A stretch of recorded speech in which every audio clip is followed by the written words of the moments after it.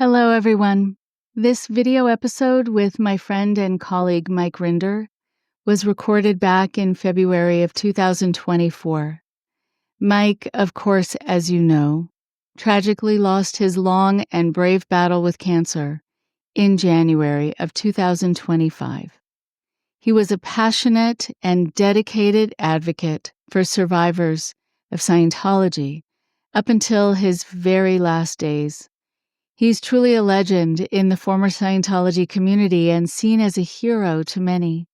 As one of the founders alongside recent guest Claire Headley, he did some amazing work with the Aftermath Foundation over the years, and after his passing, Claire organized a fundraiser to fulfill one of Mike's final wishes, which was for his supporters to consider donating to a college fund for his 12-year-old son, Jack.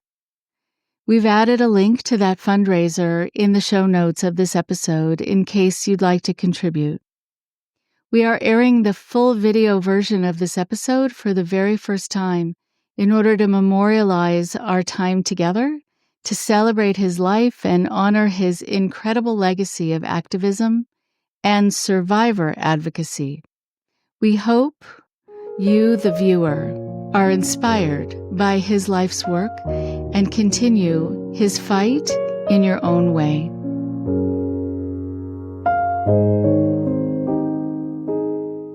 It is my pleasure to have Mike Rinder with me today again, and it is so nice to speak with you. I know we've known each other for quite some time, beginning in a very different context, and now it's so lovely to be talking to you about the work that you're doing. And I'm just noticing a new friend in the background, your award, that is just gleaming and gorgeous and for a wonderful reason. And so I hope that you can talk about that as well, too. So if you don't mind just taking a moment and introducing yourself, and then we'll start schmoozing, as they say in the podcast business. Not really at all. Yeah, go ahead. Okay, Rachel. Well, it's lovely to be back with you. My name, as you said, is Mike Rinder. I was raised a Scientologist and became a senior official in the Church of Scientology International for many years. I was on the board of Church of Scientology International from its creation in 1982, I think it was, until I escaped in 2007.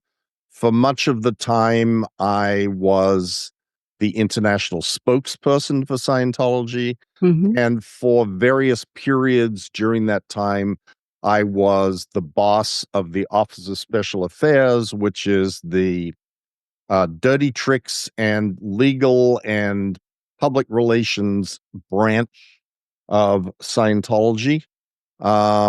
As I said, I escaped in 2007, and subsequent to that, have spent a good deal of time trying to expose what I know are the abuses and things within the secret world of Scientology that I believe should be more broadly known. Yes, absolutely. Should be more broadly known. I can't believe, because our eyes are going to be drawn to news stories and shows about cults, and still I'm asked, is Scientology a cult? And I'm thinking, where have you been? Where have you been? And what is your understanding of a cult?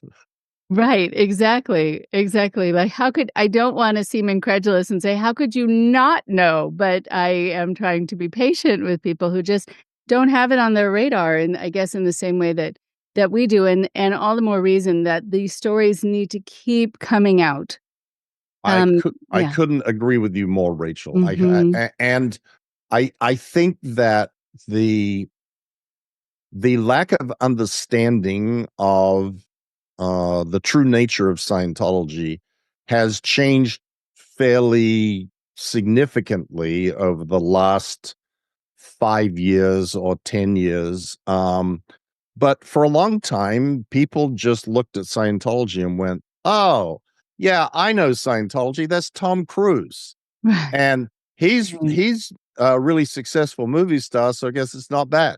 Mm-hmm, And that mm-hmm. was the level of the general public perception of Scientology for a very long time. Very long time. Right. It seemed to get a pass to a great degree, which has been really frustrating because there's so much about it. And I know just from hearing people's stories over the last 30 some odd years, you lived it and in different capacities. I was speaking recently about the goons that were hired to follow me originally when I was harassed, one of which was Eugene Ingram, who I remember when I was telling Rob about this. When I first met Eugene Ingram and he was wearing a sleeveless something, a shirt with tattoos and leaning on my car, and I'm 20 something and grew up in the valley. I didn't even want to say who are you? I wanted to say what are you? I hadn't met the species before, right? Who just had like crawled out from under a rock and was suddenly in front of me and was ready for battle. And I thought, what did I do? And who are you? Why are you harassing me? And why do you feel so entitled to do this? So smug. He was very smug. And it's so interesting to come across these kinds of unsavory people who are hired by Scientology, which says a lot about Scientology. Yes, and let's not forget hired with tax-exempt money. I mean, back in that day, Eugene Ingram's was paid by not exempt money, but ultimately it became exempt. Mm-hmm. Scientology certainly wasn't paying taxes, but they weren't exempt from taxes at that time. Mm-hmm. Mm-hmm. Small distinction, but Eugene Ingram was the prototypical Scientology PI. He was like the first model that a lot of other models were built upon. As you said, it's not who are you, what are you. He was Rachel, he was straight out of central casting from a B or a C movie of, oh, what does a badass PI look like? I mean, Right. guy wore white suits and black shirts and white ties to do press conferences in. He Right. drove, when James Bond had a Lotus, he drove a Lotus. He drove the Mm-hmm. loudest, brightest, flashiest cars. And he thought he was Magnum PI or James Bond or something. Mm-hmm. But Mm-hmm. but let's go back to the serious side Yes. of this. Yes. That sort of activity is based on L. Ron Hubbard's writing, where he says that if there is anybody that is causing you trouble, use private investigators to start loudly investigating them. It's called an overt investigation in the world of Scientology. And it means make yourself loud and noisy. And Hubbard says that many people will simply back off by reason of the investigators showing up. Not that Mm-hmm. they've done anything wrong, just that they don't want the hassle. They don't want to Mm-hmm. have to deal with the BS that is bound to come their way. Now they've been notified they're somehow on Scientology's radar. And so plenty of people give up or walk Mm-hmm. away or become silent, and plenty of others don't ever speak out because they fear that that is going to happen to them, and they just don't want it. They don't want it in Mm-hmm. their lives. So Mm-hmm. it's it while it's cartoonish, it is also sinister. Mm-hmm. And it has a very exact purpose described by L. Ron Hubbard. And Scientology spends inordinate amounts of, as I said, tax free or taxpayer subsidized dollars on this sort of activity. And I don't think that there is another organization in the world that claims to be a religious entity Mm-hmm. that spends as much money on private investigators, lawyers, and harassing people as Scientology does. And I don't think it's even close. I don't think that there is Scientology and a second place that's here.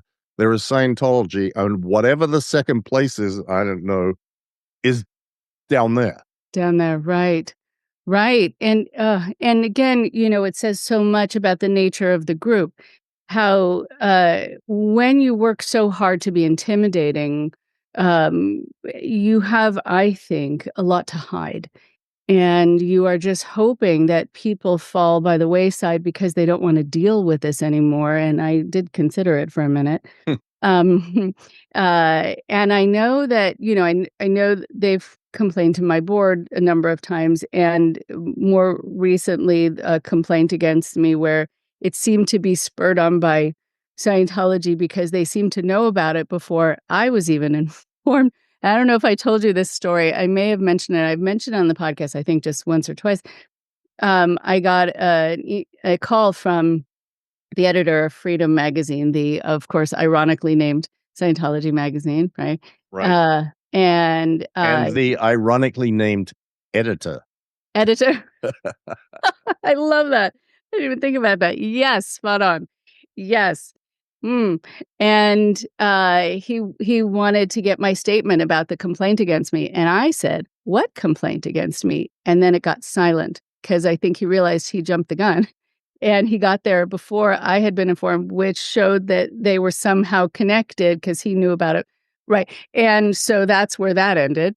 But the complaint lived on, unfortunately. And then they're just hoping that if I have, if they make it enough of a pain in the tush, as we say, that I'll go away. But I always had in mind that for whatever I go through, it pales in comparison to what you and others have gone through. And so I just stopped complaining about it and kept going. I mean, it fueled a fire.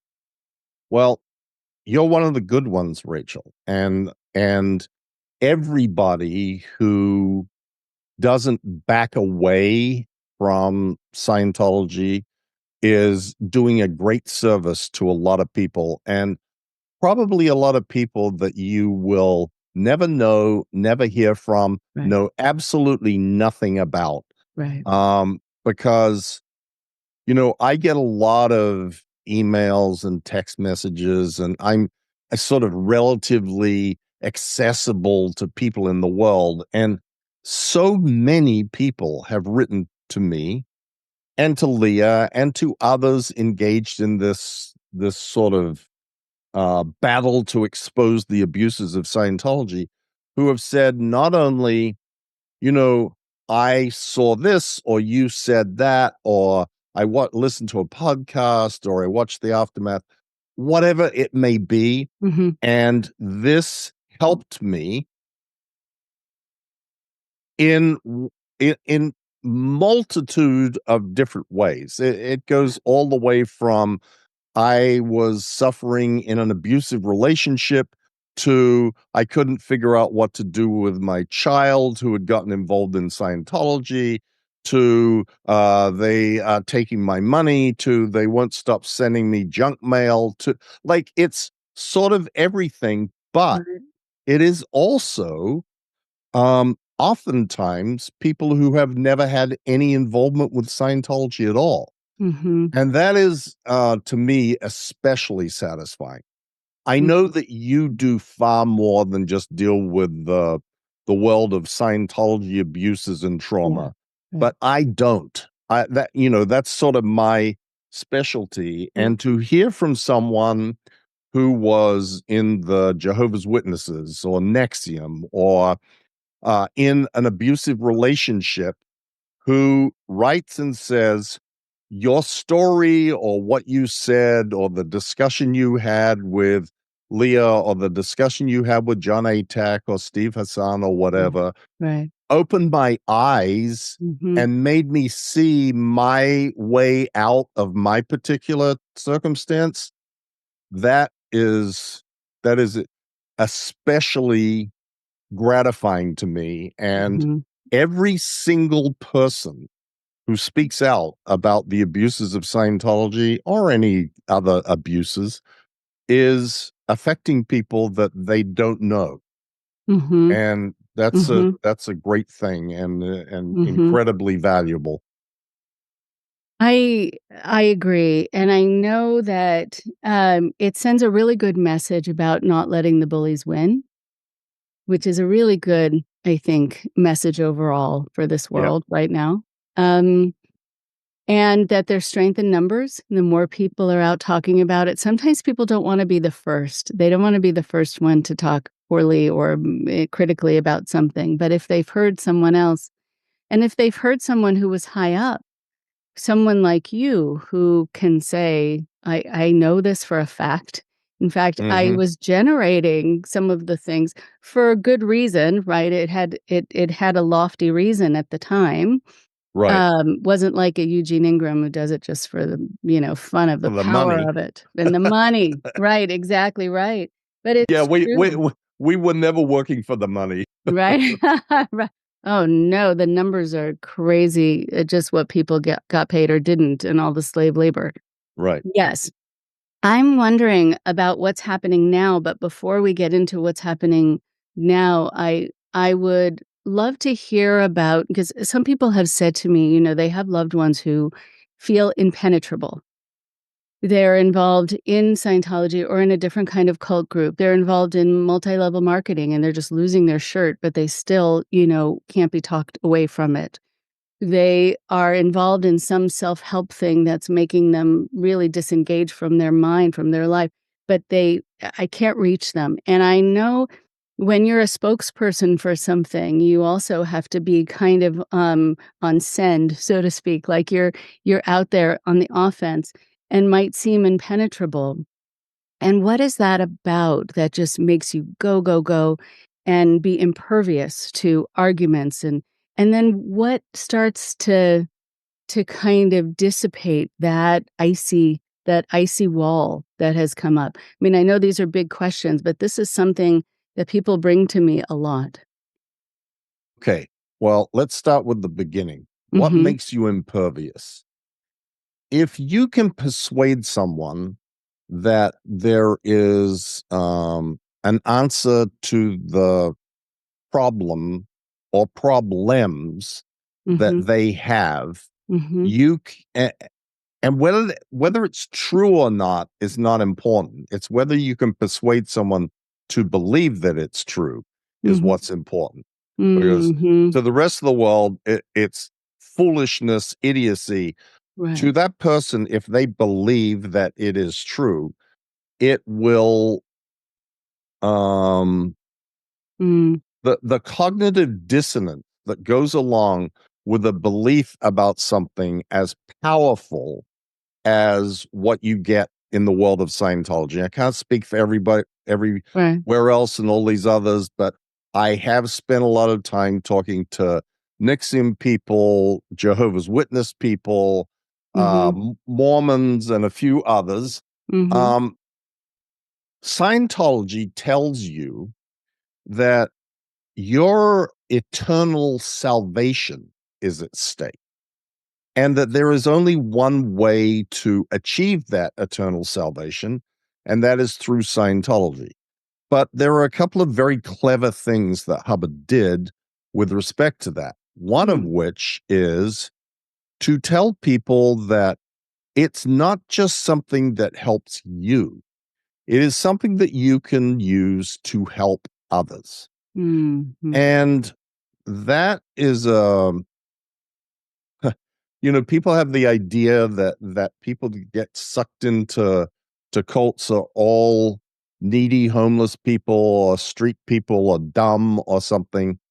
In fact, in my experience, the people that have gotten sucked into Scientology, other than those that were raised in it as children, are generally pretty intelligent and capable and smart. And the button that is used with them is being able to help their friends and family. Right. In addition to helping themselves, but helping their friends and family is a very, very important part of what Scientology purports to offer. And secondly, Hubbard started with a brilliant premise that is still used today to suck people into Scientology. And that is his construct of the reactive mind. Mm-hmm. He claimed that the reactive mind is a subconscious mind that causes all of your irrationality, all of your phobias, all of your illnesses, everything that is wrong with you is caused by this thing called the reactive mind, something that you have absolutely no responsibility for. No, you have no control over. There is nothing you can do about it except for one thing. By Hubbard's means of getting rid of your reactive mind. Mm-hmm. It is a very, very appealing concept that everything that you do wrong and everything that goes wrong in your life isn't your fault. It's funny because Scientology then switches after Dianetics into the complete opposite. And you get the next control mechanism, which is you are responsible for everything that ever happens to you, and you are the causation of that, and therefore you're to blame. If someone comes and punches you in the face, it's not that they're a belligerent asshole, it's that you did something bad to deserve that. But I know I tend to ramble a lot, Rachel, so shut me off if I'm rambling. No, this is good. Keep going. But if you can convince people that there is something that is this important, that the very future of every man, woman, and child on earth depends on your participation on what people do in Scientology, which is a thing that is hammered into every Scientologist, literally in the Keeping Scientology Working Policy letter written by L. Ron Hubbard that every Scientologist can basically quote verbatim, and I can still quote verbatim 15 years later. This has an incredibly powerful grip because there is another construct that Hubbard developed in Scientology, which is another very clever thing, where he said that your survival or right and wrong or decisions that you make should be weighed against what he called the 8 dynamics of existence. And these are this sort of it's kind of hard to describe in English normal words, but he said it's the thrusts towards survival. And the number 1 is yourself, and number 2 is your family, and number 3 is groups, and number 4 is mankind, and number 5 is living things, and number 6 is inanimate objects, and number 7 is the spiritual world, and number 8 is infinity. And that you compare decisions about what's good or bad against what is the greatest good for the greatest number of dynamics. But for a Scientologist, there is this huge foot on the pedal of the third dynamic, which is groups, because every Scientologist is a part of the group of Scientology. So that dynamic out of the 8 has Scientology as a part of it. Hubbard says, and all Scientologists believe, that Scientology is good for everything and everybody. So effectively, the decision is weighted entirely. If Scientology is good for all of mankind and good for families and good for individuals and good for animals and spirits and whatever, then what's good for Scientology is ultimately going to be the determining factor of what is a right decision or a wrong decision, a good decision or a bad decision. So every decision that a Scientologist makes is weighted 100% to what's good for Scientology. So if they hear things about Scientology that are bad, it doesn't matter if they're true or not, they get rejected instantly because that's not good for Scientology. And Hubbard says that, if it's in the media, that's just merchants of chaos, part of the conspiracy. There are so many layers to this that it is very, very difficult to penetrate when someone has become a believer.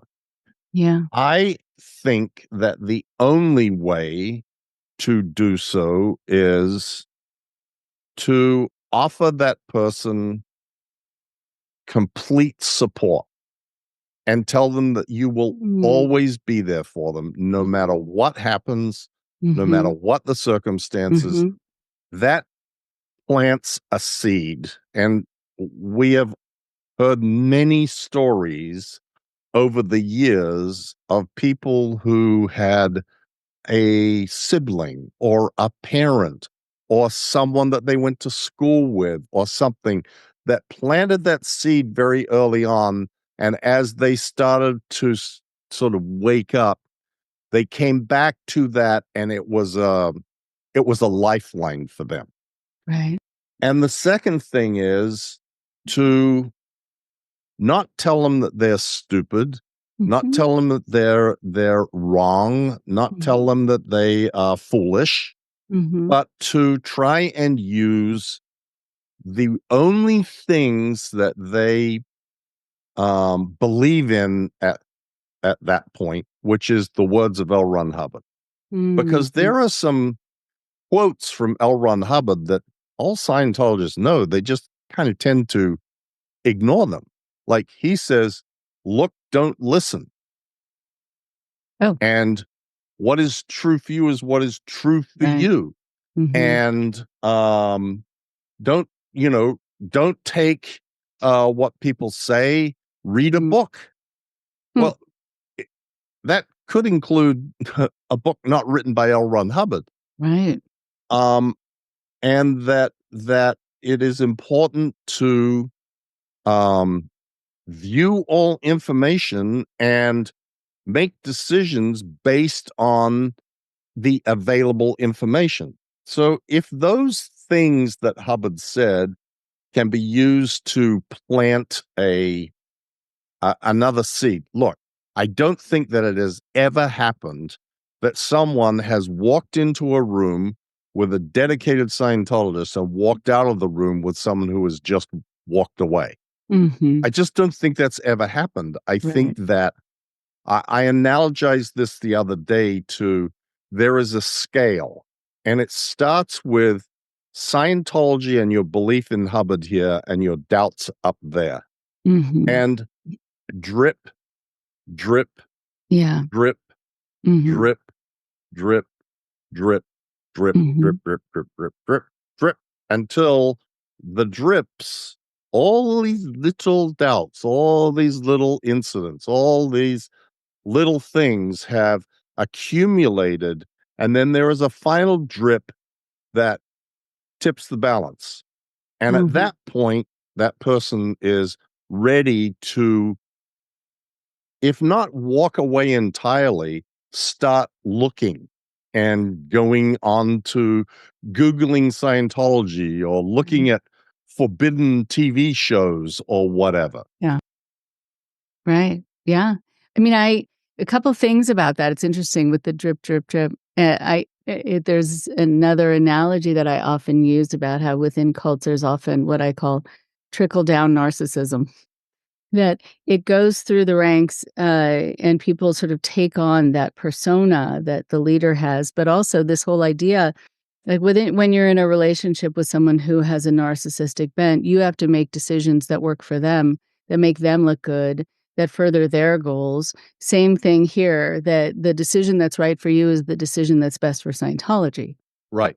And, i.e. best for L. Ron Hubbard and his goals, and then Miscavige. And so, the idea also that you have something drummed into you, like about the reactive mind, and then it all switches. I do think that adds to this kind of interesting and dangerous dissociation. When you're in like an environment where suddenly the rules change, but not just change, but flip 180. I think you just suspend disbelief, you suspend critical thinking. You're like, this doesn't actually make sense. So I'm just going to go along for this ride and just now this is my new thought because it needs to be if I'm going to continue here. And so I think that it's hard to then feel grounded. I also think with learning to deal with the reactive mind when you first get in, yes, I'm sure it feels very good to know that you can gain control over something that is the source of all of your issues and the world's issues. At the same time, part of the reason that I deal with and help people who have come out of cults who thought they had learned how to manage their emotions but didn't, they just learned how to deflect and resist them and ignore them.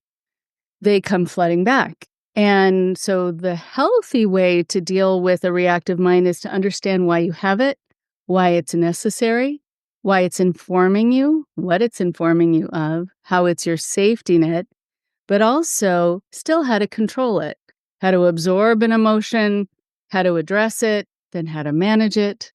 And then I think you feel a lot more capable. You don't have to run away from it and hide in the way that I think Scientology offers, and most cultic groups offer people. But it doesn't equip you, which I think is really disheartening, especially after you've spent so much time and so much money learning skills that you think you can apply in your life, but end up really keeping you from, I think, feeling capable. And you have to learn it after you leave. Yes, you're exactly right, Rachel. And this idea of the switcheroony is pretty remarkable in Scientology because the big objective of Scientology is to clear the planet, eradicate everybody's reactive mind. Right. Well, the ultimate realization that brings about this state of clear in Scientology is the realization that you were just mocking up or creating yourself your reactive mind. That it's not really real. It's just your projection of all this stuff. So it starts out with convincing you that you have a reactive mind, then getting you to pay to get rid of it. And then when you finally reach the point of getting rid of it, the realization is you didn't have one in the first place because it was just created by you, even though you didn't know about it before. Anyway, the insanity of this stuff is quite difficult to comprehend when you're outside of that bubble. But I've read a few books about this thing that happens in cults where something is posited as being an absolute truth, and then it is proven to be not true. And the classic examples are in the Jehovah's Witnesses, where they predicted Armageddon was going to happen on X date. Right. And back in the 1900s, early 1800s, late 1800s, early 1900s, they were giving exact dates all the way up until I think 1973 or something. And all these people would gather on the mountaintop and wait for the heavens to open and hellfire and brimstone to pour down, and nothing would happen. And the leaders of the Jehovah's Witnesses told them that they were just being tested by God, or they came up with some new story each time. But what happened was a certain percentage of people at that point gave up in disgust and walked away, but not a big percentage. And the ones that remained became even more radicalized and even more convinced that they were on the right path, because they had an excuse that was offered to them that they absorbed and then went, okay, we go. And this is what happens in Scientology too. Hubbard said, when the squirrels start to scream, it's proof that we are doing well. Mm-hmm. So in the minds of Scientologists, when Going Clear comes out, Mm-hmm. that is proof of how good Scientology is doing. They don't look at they're forbidden to watch the movie anyway or read the book. Right. But even if they do, they look at it and go, yeah, this is just the SPs, the suppressive persons, ranting about Scientology. And the louder they rant and the more coverage they get and the bigger the deal is, Mm-hmm. the greater the proof is that we are right and that Hubbard is right and that we have to rededicate our efforts and give more money and get more involved and try harder, because look at the state of this world. It is overrun by people trying to stop Scientology and the only hope that mankind has. So we got to do more and work harder. And Scientology, there is no doubt it is shrinking in numbers drastically. But it's not shrinking in the amount of money that is taking in, because the number of people is getting less, but those people are more fervent and they are giving more to the cause, more money, more time. And wow. And it makes Scientology a formidable enemy, because as it dwindles in size, it becomes more radical in nature and has the same or more resources available. I mean, Scientology has at least $4 billion. 4 billion with a B. Billion with a B. And in fact, I've been saying that for some time, and eventually Scientology's lawyer, Monique Yingling, had to admit on CBS this morning, that, or morning show, whatever it's called, that yes, it is billions of dollars. And they have it's not that they don't care about, they are required to spend that money to protect Scientology. And in the minds of a Scientologist, that means destroy those who are enemies of Scientology. And enemies of Scientology are defined in Scientology as anybody who says anything we don't like. It's not like they're real enemies. It can be a grandma who says that she disagrees with her grandson giving all their money to Scientology. That person, in the mind of a Scientologist, is an enemy, a grandma. Incredible. And also, if you think about having billions, then maybe you would think I should pay someone who's working 100 hours a week more than $30. But no, it goes to this arsenal. It goes to stockpiling their legal weaponry. Right. And that says something also about how much it really doesn't care about the individual people there who it's using for its purposes. Right. And Rachel, David Miscavige and Hubbard before him are motivated by power. There are a lot of people out there who go, oh yeah, this guy's motivated by money. He's probably stashing away millions of dollars in various places. He doesn't need to stash anything away. He can snap his fingers and have anything he wants without having any personal money, and therefore no personal taxes. What motivates him and what motivated Hubbard before him was power. And my definition of power in this context is the ability to get someone to do something that is against their best interest. If you can get people to do things that are clearly not in their own best interests, but are in the best interests of the person that is getting you to do it, you have complete control and power over them. And that is what defines Scientology. That's why you have Sea Org members that work 100 hours or more a week for $46. and live and are treated like absolute shit. And Mm-hmm. that is power. That Right. is control over people. Mm-hmm. That's why you have people in Scientology that bankrupt themselves to give money to Scientology based on false promises, not just about what they will achieve in Scientology, but lies about what they're spending their money on. Oh, we're educating poor, underprivileged children in Africa.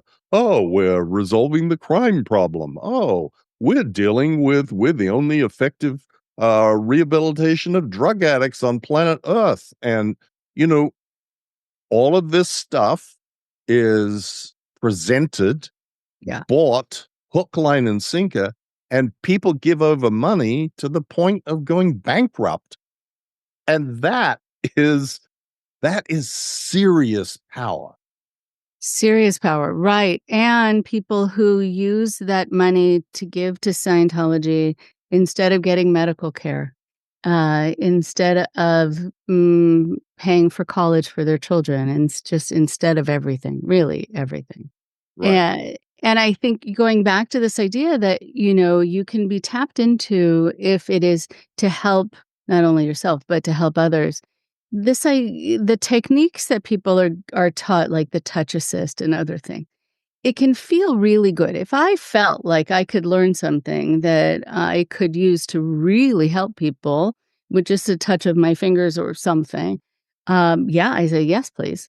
But in the meantime, it can make you, I think, be blinded to noticing really what is happening here, that you are sacrificing things that you should have never been made to sacrifice in order to be helping. But I know some people who talked about going out to disasters as part of a Scientology team said a lot of time was spent taking photos and wearing the T-shirts and being in front of the van that had the thing on it. It was PR. Yes. And that's where it all kind of crumbles in my mind. Like, what are you really doing this for? And who are you doing this for? Right. Well, I have talked a lot about this because it's a particularly sore subject to me. You are correct. Those activities are entirely photo ops. Mhm. That once the photos and video is taken to use to show at the next Scientology event, whoever the 10 or 15 people were that flooded in to save the victims of Hurricane Katrina, Mhm. they are gone once the video footage is shot. Mhm. And interestingly, this ties into this problem of Scientology and its tax exempt status. In the United Kingdom, Mhm. there is a different system where they have a thing called a charity commission. And that Okay. charity commission is charged with the responsibility of making a determination whether any organization that applies for charitable status, i.e., tax exemption, must prove that it is a public benefit. It is of benefit to the public at large, Mhm. which is the theory of tax exemption, even in the United States. The theory of tax exemption is we won't tax organizations that are doing the work of the government. The government should be looking after the people. They Mhm. should be providing services to them. They should be assisting them when they are in need or old or whatever. And if Mhm. an organization provides that service in lieu of the government, we're not going to tax them as well because tax money is supposed to be spent to accomplish that. Mhm. Anyway, in the UK, um, Scientology has never been able to prove that it actually serves a charitable purpose, despite the fact that David Miscavige and me and other people flew to the UK, that Tom Cruise went there to pitch Tony Blair's assistance, and we had the Charity Commission come to the Scientology headquarters and made a big presentation of all these wonderful videos at blah, Mhm. blah, blah. And Mhm. they didn't, they saw right through it and didn't buy it at all. Now, Wow. that's a system we should have in the United States, in fact, Yes. in every country. Yes. But it is it is the best sort of example and proof that Scientology is constructed and operated for the benefit of Scientology. That is its reason to exist. Its reason to exist is not to provide public benefit to the world. If that was the case, they would spend some of those billions of dollars on, feeding the indigent or really opening schools or whatever, having food kitchens. I don't know. Even the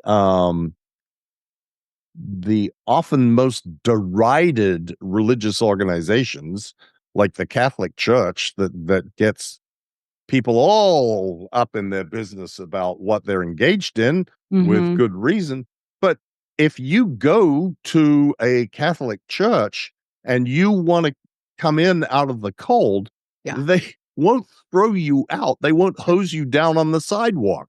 They do operate food kitchens for people. They do have programs that help. And it was a big shock to me, Rachel, believe it or not, when I left the Sea Org and when I had my son, Jack, and he went to kindergarten at the local kindergarten that is just near our house. And it happens to be associated with a church, a Methodist church.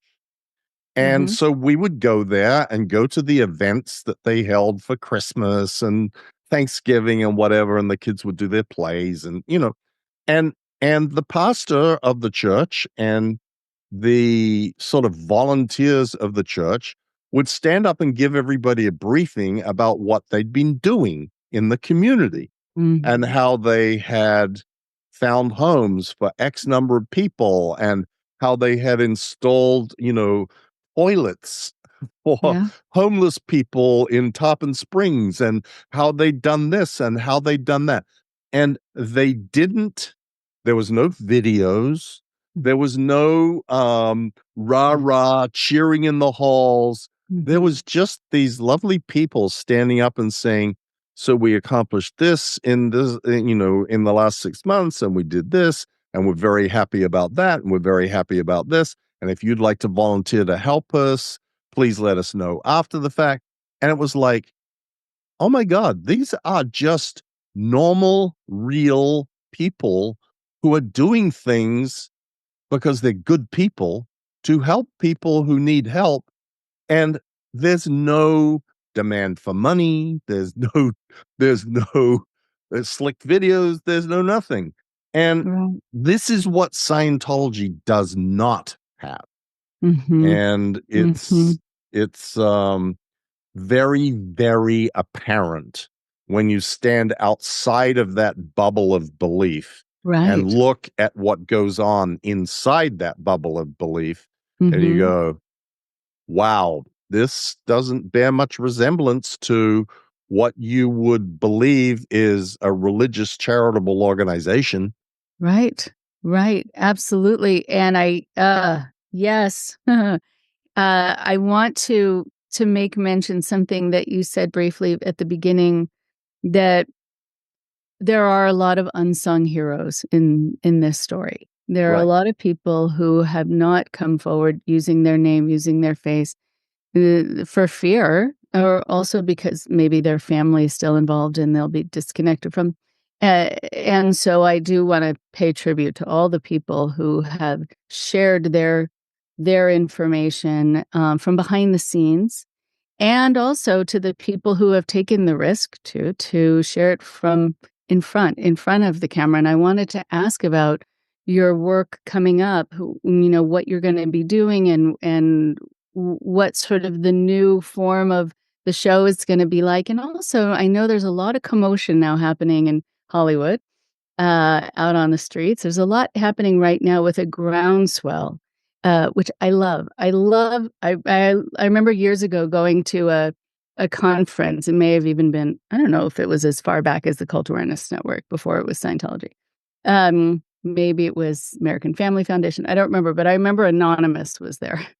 And I thought, who are these brave souls who are coming forward? And I was so excited for their whatever their reasoning was, and whether it was aligned with why I would have been upset, who knows what, but still, they were willing to go toe to toe, face to face. And I just wonder if you see that now happening too with the internet and what's happening with the next generation. So first about your show and what can people look forward to with that, and what you're seeing as a trend maybe to get the word out about Scientology.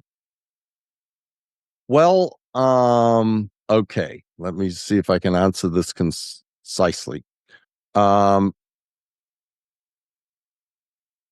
It is a little in flux right now what the next thing will be. Leah and I started doing YouTube videos that we basically turned into podcasts.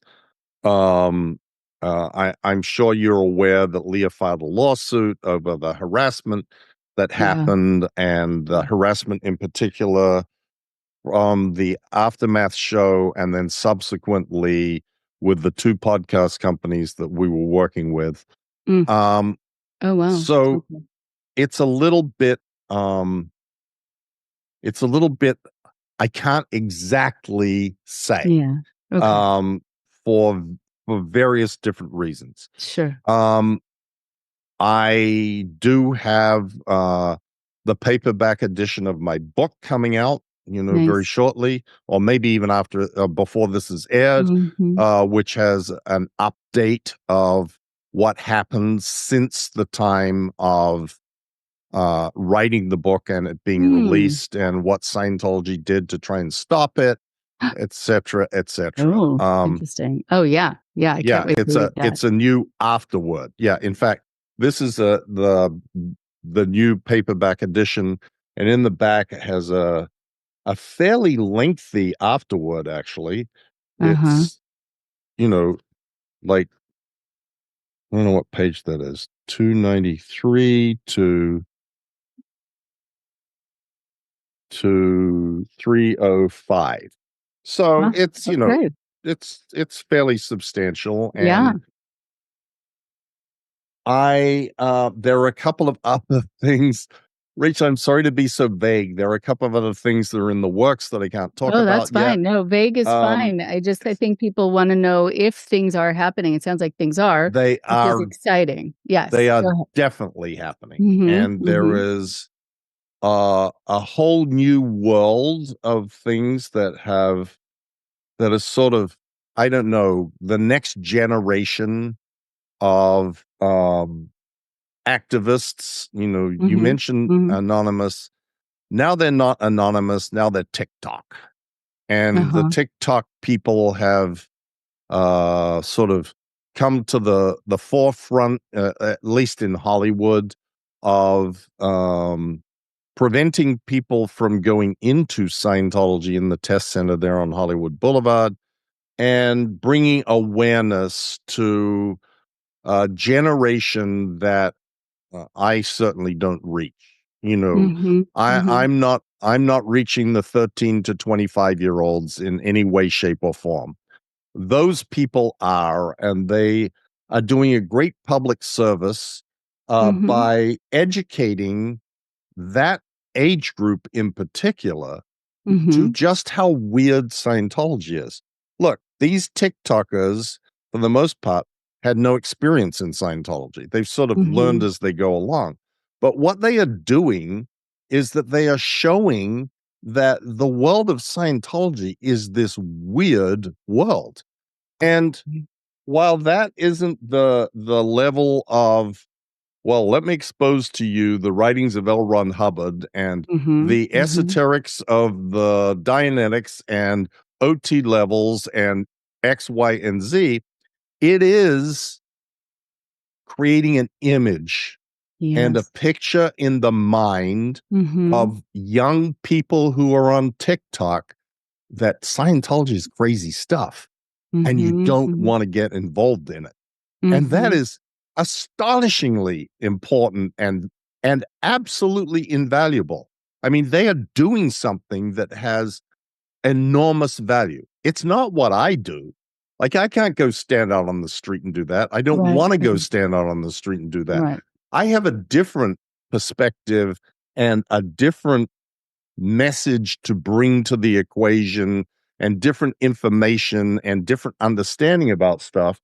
But I don't, I see that as enormously valuable. It is. It is. And I wanted to say, too, that there are a lot of people I work with, a lot of people you've come across, and maybe this was something true for you, too.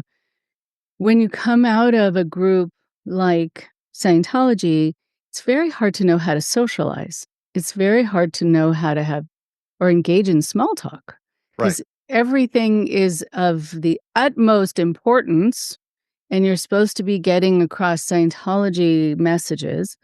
But just knowing how to get along in the world gets atrophied or just is never taught if you're raised in it. So I do think that this encapsulates something that for a lot of people, they say that it is sometimes not permanent, but a kind of a temporary handicap where they don't know how to relate and that they have learned through courses to cut off from any kind of interaction or just showing that you're impacted at all by the person talking to you, which really does isolate you. And I'm glad that that's being filmed. Yes. And I can't help but think when I watch that, okay, what is a 15-year-old that is watching this going to think? They Yeah. just have got to look at it and go, oh, that's some crazy stuff going on there in Scientology. And if there is one of those who does not get ensnared in Scientology because they watched a TikTok video, that's a good thing. And there is a lot more than one. There's a whole generation being educated on this, and I support that 100%. I have said many times in the past that I don't believe, it's sort of this thing that I was saying to you earlier, Rachel, about in the mind of a cult member, the screaming critics are proof that they are succeeding and make them get more hardened and convinced and radicalized. And that has generally been my view of the protest kind of activities that have happened, even back to Anonymous. And make no mistake, the fact that Anonymous brought so much attention to the subject is astonishing. I don't think that the protests outside the Scientology buildings got a single person out of Scientology, because I know how they look at that stuff. It doesn't sow seeds of doubt in their mind. It convinces them that they need to work harder. But there are other benefits to this. And that's what I'm saying is I think the protests, if anybody thinks that that is going to get people out of Scientology, is a misplaced view based on my experience. The fact of bringing attention to the subject is astonishingly important. And the fact of what these people, the TikTokers in Hollywood, are doing, showing what a real Scientologist looks like out in the wild, caught on Hollywood Boulevard on their iPhone, is doing a huge service to a lot of people.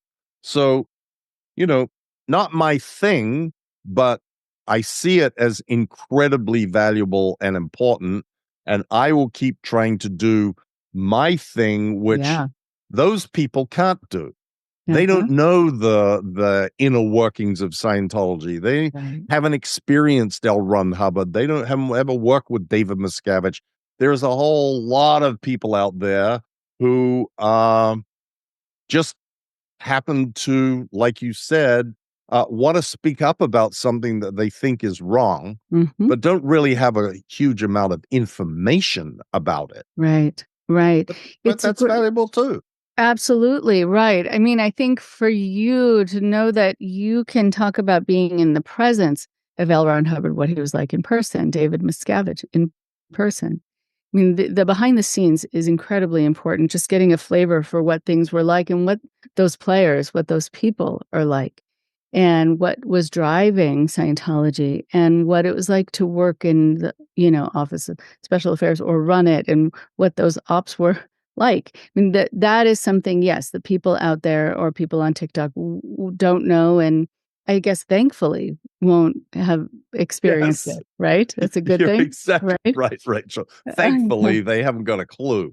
Right? Yes. One hope.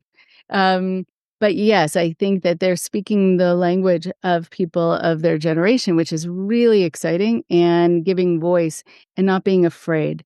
And I remember starting in this field being very afraid to speak up. And I remember being told, don't use Scientology, don't speak about it, don't say that it's a cult, don't use the C word. And so there were so many prohibitions early on where I couldn't do the kind of education and prevention that I Right. wanted to. I had to be circumspect. I had to kind of beat around the bush. It was just not direct enough, but I had to protect myself. And now I love the boldness and the fearlessness that comes, I think, from there being a groundswell, comes from people like you coming forward and speaking the truth about it. And then people can jump on that, but there need to be the brave soldiers to begin with. Right. And so I really value that part of you. Anything else you want us to know about what's happening or what to watch out for? And I can't wait to actually read the addendum in your book, by the way. It's very exciting. I don't think so, Rachel. I think that honestly, the future of Scientology looks dim and is getting dimmer by the day, and that eventually the agencies that should be restraining the abuses of Scientology will step forward and do what needs to be done. Those wheels turn very, very, very slowly. But they also are pretty inexorable once they get in motion. And they have been put in motion and continue in motion. And I am of the firm belief that we will see action that will put at least the most egregious conduct of Scientology firmly in the spotlight and firmly in the crosshairs of the agencies that should be stopping this stuff from happening. The destruction of families and taking people's money and covering up abuses and not allowing people to report to law enforcement and all of that sort of stuff. You can't keep doing that forever brazenly. And the sort of crazy thing about Scientology is it can't change because it's all based on the works and writings of L. Ron Hubbard. So if L. Ron Hubbard says you do noisy investigations, Scientology will continue to do noisy investigations, no matter how much bad PR it causes, no matter how many flaps get generated as a result, because that's what Hubbard says to do. And that is in some ways a wonderful thing because they just keep doing it. If they stopped some of these things, it would make it far more difficult for these agencies to be able to keep moving forward. True, right. But they can't stop them. So they're sort of helpless, caught in their own runaway train of self-destruction that eventually is going to go off the cliff. And I just feel and see the momentum building in that. Okay. Because one of, eventually it's going to become, all of these things in the world, or all of these things where you start talking about social issues like, desegregation or gay rights or whatever. You see this pattern of, it starts out with everybody's against it. Yeah. And then a few voices speak up, and then more voices speak up. And then eventually you sort of reach a tipping point where it becomes acceptable now, starts out being unacceptable, then it becomes acceptable. And then the next step after that is it becomes unacceptable to be anti-gay or anti-segregation. Right. And when you reach that point, that's when politicians start piling in and going, I can make political hay out of this. I can do something with this to forward my career and my political aims by trashing Scientology or going after Scientology. And when that happens, that's basically you're very close to the end. And we are starting to see some of those things. I don't know if you've seen this member of parliament in the United Kingdom who is calling for an actual full-blown inquiry into Scientology. I'm sure that you saw what went down in the mayor's race in Los Angeles, where shitting on Scientology became a sort of a competition. Who could shit on Scientology the best? Right. It all please the electorate. And when you get to that point, you start then getting law enforcement agencies, the Department of Justice, the immigration people, all of these different agencies that then start going, well, maybe there is something that we should be doing here. And that, you speak about the people who have done the work to expose a lot of this and bravely stood up. And there are some sort of giants in the history of this battle to expose Scientology. And they, everybody who comes after stands on their shoulders, right, but gains strength from that foundation that they built and keeps building on it and building on it and building on it. And, if it hadn't been for Lawrence Wright and Going Clear, the Aftermath show would never have happened. But if it hadn't been for Joe Childs and Tom Tobin and their groundbreaking reporting in the St. Pete Times, Going Clear would never have happened. If it hadn't been for, you go back and back and back, and it builds and builds and builds. And honestly, today, the reputation of Scientology sucks. I mean, I don't think that there is any normal person in the world that looks at Scientology and goes, oh, yeah, that's, it's okay. I don't really, people look at it and go, either it's weird or it's evil or both, weirdly evil. And that has been brought about by this massive level of exposure that has happened. Like I said, all the way back to Paulette Cooper. She's one of the ground.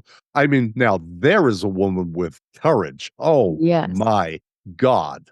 And she set the stage for, Richard Libby and writers at the Clearwater Sun. And then it goes on and on, and the field keeps growing and getting bigger.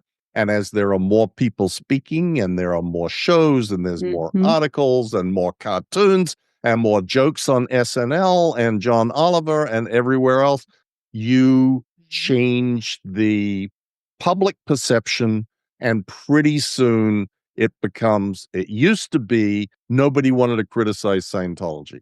Now, a lot of people want to criticize the abuses of Scientology. Soon, it will become completely unacceptable to not criticize the abuses of Scientology. Right. I love that. I love that trend, that arc that you're highlighting. It is a really beautiful thing. And yes, it would be so nice. I think, I remember the transition from not having to explain that Scientology wasn't Christian Science, because that's what people would ask me. Oh, do you mean Christian Science? No. So then I would talk about Scientology and I'd say, comma, and I'm not talking about Christian Science. Can we just get that question out of the way so we can move forward? Right. Right. Thank you. Yes. Send it on. Exactly. Exactly. By the way, I check my mailbox before I put my hand in. Ever since that story. Yeah. Wow. Yeah, that left a mark. But it is quite incredible to me that they still have tax exempt status. And I don't know what will reverse that, because I know they lost it, then they got it back, and it's time. It's time for that to go back. And I want to be mindful of your time, and I know that you have a lot to do, and I wish you well with all the things that are in the works that we will come to hear about and find out more about, and I can't wait. And to wish you and your family well in the new year. I hope it's a wonderful year for all of you.